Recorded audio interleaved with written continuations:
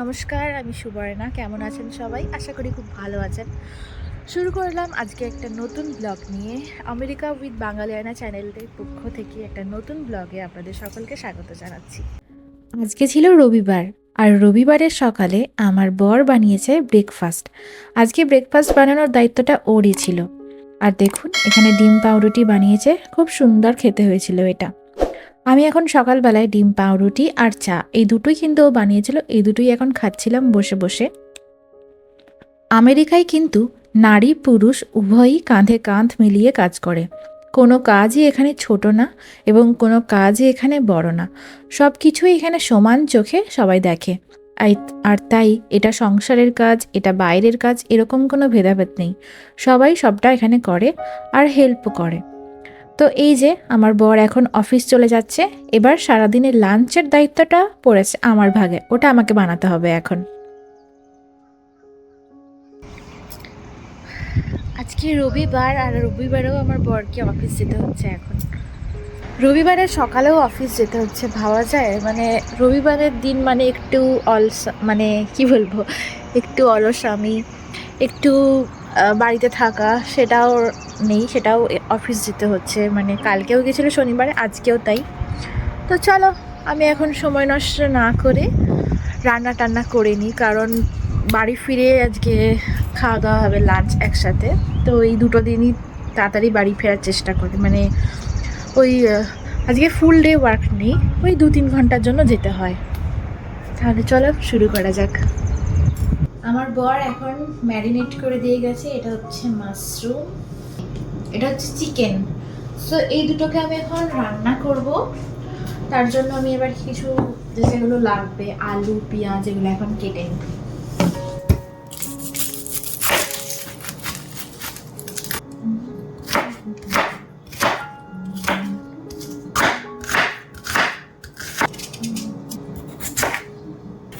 আমি এখন এখানে কেটে নিচ্ছিলাম আলু, পেঁয়াজ আর পেঁপে।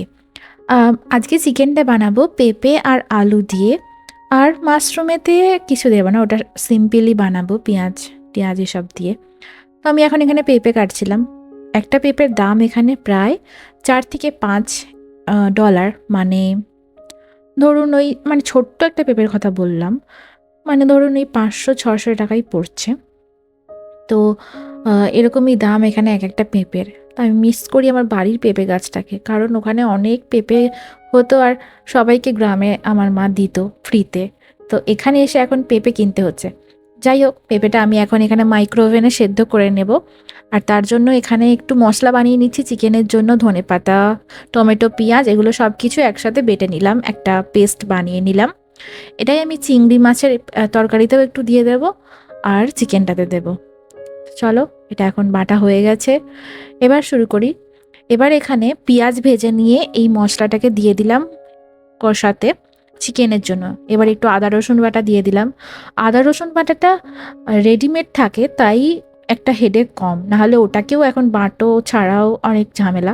তাই আমি ডিরেক্ট আদা রসুনের পেস্ট কিনে নিয়ে চলে আসি, সানের বা অন্যান্য কোম্পানিরও পাওয়া যায়।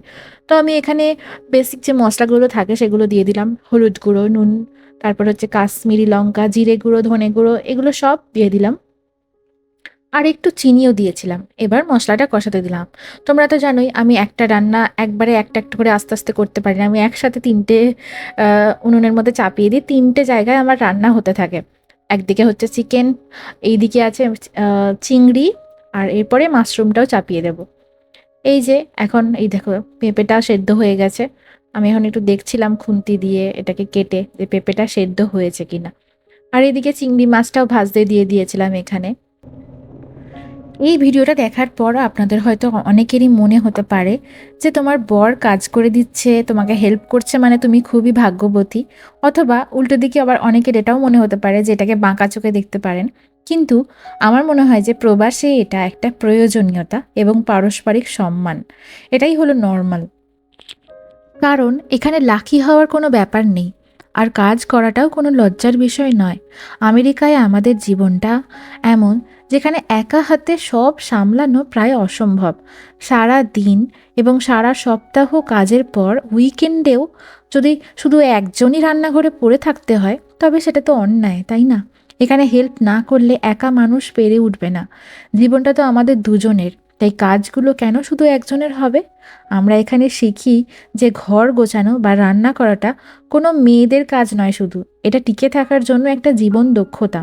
এবং এখানে কি জানেন, আমেরিকান মানুষজনেরা মেয়েদের তুলনায় ছেলেরাই বেশি রান্না করে এবং ঘর সামলায় অনেকেই।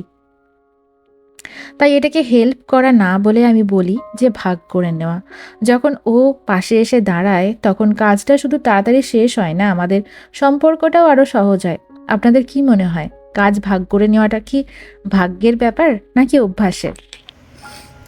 এত মানে এমন অবস্থা, বদ্ধ ঘরের মধ্যে এই জানলাটা দূরে, আর কিচেনের কাছে কোনো জানলা নেই। চিমনি আছে কিন্তু সেই হাওয়াটা তো ঘরের মধ্যেই সার্কুলেট হচ্ছে। আমাদের ইন্ডিয়ার মতন তো এখানে খোলামেলা বাড়ি না, এখানে ওই সবটাই বদ্ধ ঘর, একটা প্যাকড আপ জায়গা একটা। তা সেই জন্য জানলা দরজা খুলে দিয়ে ঘরটা খুলে চালিয়ে দিয়েছি, তাতেও মনে হচ্ছে সেই চোখ দিয়ে এবারে জল বেরিয়ে যাচ্ছে, এত ঝাঁঝ ঘরের মধ্যে। আর আমাদের বাঙালিদের রান্না, শুধু বাঙালি কেন, যে কোনো ভারতীয়দের রান্নাই তো মানে একটু তেল মশলা পেঁয়াজ ঝাঁঝ, এটা তো হয়, ধোঁয়া এটা তো হয়। তো খুব বাজে অবস্থা। আর কালকে রাতে রুটি করতে গিয়ে 3বার ফায়ার অ্যালার্ম বেজেছে, 3বার সেটাকে বন্ধ করা হয়েছে। তো এই অবস্থা। চলো আমি ওই জন্য একটু বসি, একটু জল খাই, সারাদিন জল খাওয়া হয়নি, তারপরে যাবো আবার বাকি রান্নাটা করবো। এই যে দেখো, চিকেনটা কিন্তু খুব সুন্দর কালার হয়ে গেছে। আর যে ধনেপাতাটা আর পার্সলে পাতাটা বেটে দিয়েছিলাম সেই সবুজ রঙটা কিন্তু আর নেই। মাংসটা বেশ ভালোই কষানো হয়ে গেছে। আর আলু আর পেঁপেটা তো আমি আলাদাভাবে সেদ্ধ করে এর সাথে মিশিয়ে দিয়েছি মশলার সাথে, ওটাও দেখলাম ভালোভাবে কুক হয়ে গেছে। আর একটু নাড়াচাড়া করে নিই, তারপরে জল ঢেলে নেব। দেখো তেল ছেড়ে গেছে মশলা থেকে, এখন এবার জল ঢালা যাবে। এবার আমি এদিকে মাশরুমটাকে একটু নাড়াচাড়া করছিলাম, ওদিকে চিংড়ি মাছটা আমার হয়ে গেছে রান্না, ওটাকে তুলে রেখে দিয়েছি। এখন এই 3টে রান্না তাড়াতাড়ি করে নিচ্ছি। মানে আমার হাজবেন্ড অফিস থেকে চলে আসবে, তারপরে আমরা একসাথে খেতে বসবো। এই যে দেখো, মাশরুম খেতে না আমার খুব একটা ভালো লাগে না। বাড়িতে যে খড়ের ছাতু হতো আমাদের গ্রামে, সেটা আমার খেতে খুব ভালো লাগতো, আলু দিয়ে ভাজা, মায়ের হাতে দারুণ লাগতো। যাই হোক, ওটা ভাবতে ভাবতে এখন এখানে মাশরুম খাই, আর কি করব। এই যে দেখো, আমার চিকেনটা জল ঢেলে দিয়েছি। এবার এটা হয়েই এসছে প্রায়, আরেকটু ঢাকা দিয়ে দেবো। হয়ে আসেনি, মানে কষানো হয়ে গেছে, এবার ঢাকা দিয়ে দেবো আরেকবার জল ঢেলে দিয়ে। এই যে দেখো, মাশরুম কিন্তু আমার রেডি হয়ে গেছে, আর চিকেনটাও মোটামুটি হয়ে এসছে। আর একটু জল ঢেলে দেবো, তারপরে আরেকবার ফুটিয়ে নেব। এদিকে আমি বসিয়ে দিয়েছি ভাত। ভাতটাকে আমি এখানে বসাচ্ছিলাম। দেখছি যে মানে আমাদের এখানে সারা সপ্তাহের রান্না অনেকেই করে রাখে, যারা যারা আর কি অফিসে কাজ করে, মানে ব্যস্ত, হাজব্যান্ড ওয়াইফ দুজনেই ব্যস্ত, বাচ্চাটাকে ডে কেয়ারে রেখে আসে। তো তারা কি করে, তারা সারা সপ্তাহের রান্না একবারে করে রেখে দেয়। তো আমিও সেই জন্য ভাতটা অনেকটাই করে রেখে দিলাম, যাতে অ্যাটলিস্ট 2-3 দিন হয়ে যায়। এই যে এখন আমার রান্নাগুলোও হয়ে গেছে, এবার আমরা খেতে বসে পড়বো। আর এখানে পেয়েছিলাম আম, তাই একটু আম কেটে নিয়েছি।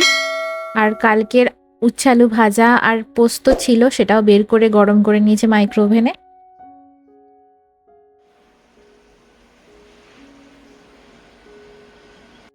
এখন স্নান টান করে পুজো করে নিয়েছি, সমস্ত খাবার রেডি করে নিয়েছি, এবার চলো খেতে বসে পড়ি। আজকের ভিডিওটা আমি এখানেই শেষ করছি। কেমন লাগলো সবাই অবশ্যই কমেন্ট করে জানিও। আর যদি ভালো লেগে থাকে তাহলে একটা লাইক কমেন্ট আর শেয়ার করে পাশে থেকো। আর যারা নতুন দর্শক আছো অবশ্যই সাবস্ক্রাইব করে দিও। টাটা।